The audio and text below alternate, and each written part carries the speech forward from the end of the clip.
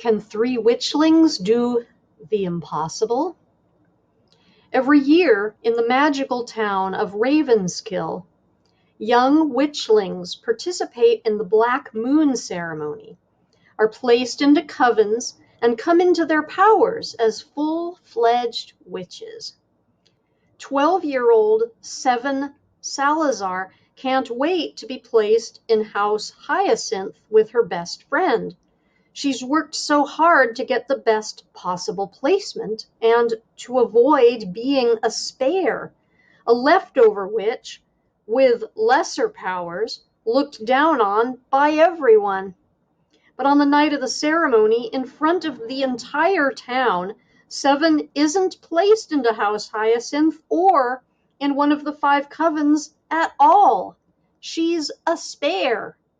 Even worse, when Seven and the other 2 spares perform the magic circle to seal their coven, it doesn't work. They're stuck as witchlings and will lose their magical abilities for good.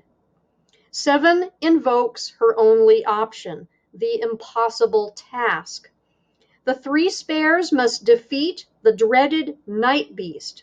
If they work together and succeed, their coven will be sealed and they'll gain their full powers. If they fail, well, the last coven to make the attempt ended up being turned into toads forever.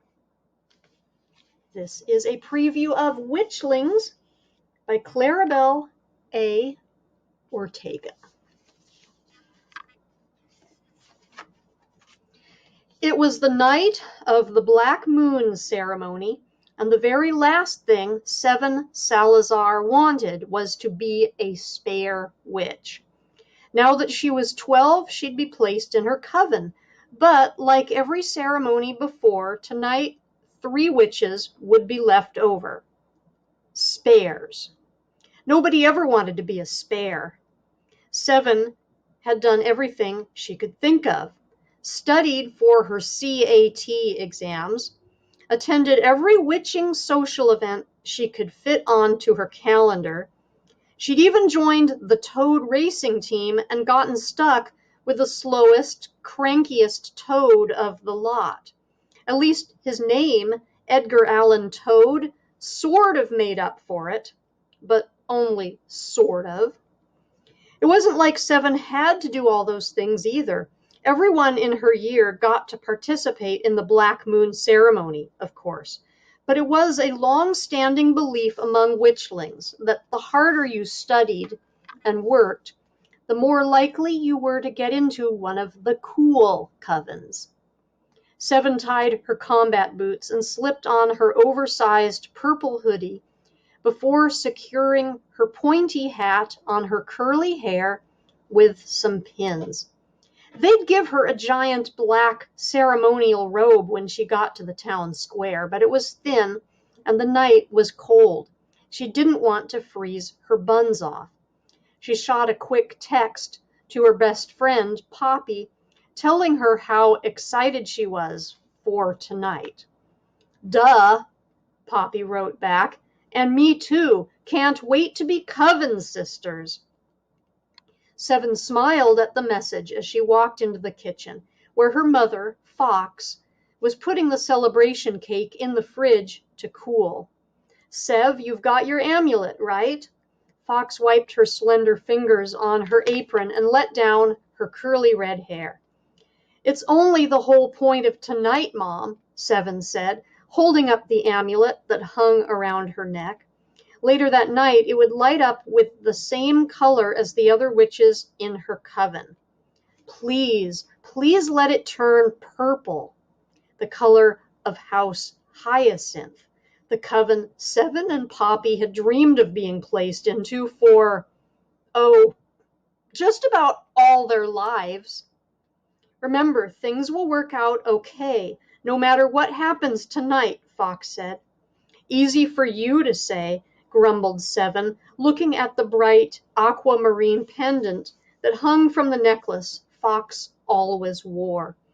The blue stone signified House of Stars, one of the most popular covens. Seven would have a much better chance of achieving her biggest dream, becoming a witching world famous journalist, if she was in one of the powerful covens like her mom. It was pretty much the opposite of being a spare. Because being a spare meant your destiny and magic didn't match up with anyone else's. Being a spare meant you didn't belong. And Seven wanted desperately to belong. As Fox moved around the kitchen, the moonlight hit her pendant and seemed to adorn everything around her with shimmering stars. Seven used to wonder if her mother had gotten her name because of her red hair, which she always thought looked lovely with her deep brown skin and freckled face. Seven looked more like her dad, tawny brown skin and dark curls. But now she knew it was more likely that her mother had been named Fox because of how cunning she was. In their world, the 12 Towns, a child's name was a prophecy, passed down from a grandmother or the town gran, their leader. Seven had no idea what her name meant, not yet anyway. But, like any name given in Ravenskill, one day its meaning would be discovered. It was just a matter of time. Seven began tapping drum beats on the closest object, trying to match the beat of her fluttering heart. "You're still nervous about being a spare?" Seven's father, Talus, asked, strolling into the room. He was carrying her baby brother, Brachuri, who everyone affectionately called Beefy because of both his roundness and his unusual strength. He was also unusually tall for his age, already 3 toadstools long, when Seven had only been 2 when she was a baby. Beefy pulled on his father's ear, and Talus cringed. The baby's grip could be painful. Seven rubbed her scalp, war flashbacks of Beefy pulling on her curly hair coming back to her. "I'm not just nervous, Dad. I'm freaking out. What if I didn't do enough? Or what if the magic gets fudged somehow? Or—" Seven dropped her voice to an ominous whisper. "I get placed with Valley." Valley Pepperhorn was the literal worst.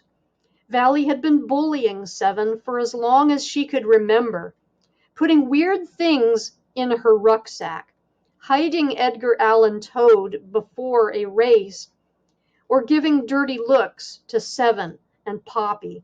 She was mean, scary, and came from one of the families on the hill. They were the wealthiest witches in town and thought they ran everything.